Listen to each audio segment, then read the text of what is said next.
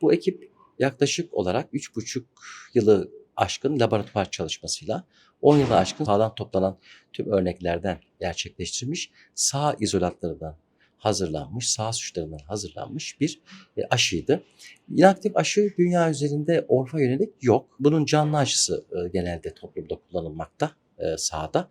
Ancak inaktif aşıya bunu biz dönüştürerek bu bölgede özellikle Batı Akdeniz bölgesinde yaygın olan buradaki suşa yönelik bir aşı geliştirdik. Bu özellikle kuzu ve oğlaklarda özellikle doğduğu anda hayvanlar annelerini emememekte.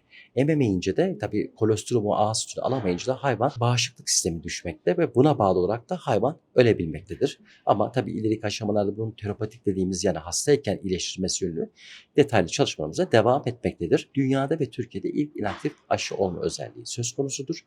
Aşı patent almıştır Türk Patent ve Marka Grubu tarafından. Bununla ilgili de ticaretleşmesi açısından çalışmalarımız ileriki günlerde devam edecektir. Genelde aşı uygulamalarını yapma veteriner hekimlere aittir. O yüzden yetiştiricilerden çok hekimin uygulaması kontrolünde yapılmasını tavsiye etmekteyiz. Üniversitemizin özellikle hayvancılık alanındaki üstlenmiş olduğu misyon doğrultusunda sektörün ihtiyaç duyduğu konulara çözümler üretmeye devam ediyoruz. Veteriner Fakültesinden Profesör Doktor Mehmet Kale Hocam ve ekibi geçtiğimiz günlerde, aylarda olduğu gibi yeni bir ürünü piyasaya şu an sürüyorlar.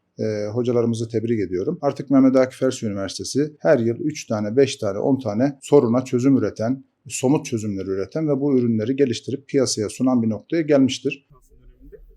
Şimdi dünyada birkaç tane rakip firmamız var. Şu an bu rakiplerimizi geride bıraktık teknolojimizi ama her geçen gün teknolojiyi geliştiriyoruz. 2 tane ikiz oğlaklar iyi bakıyor. Yani annesinin sütü yeterli oluyor. Biraz da ıslah çalışmaları biraz da ete doğru.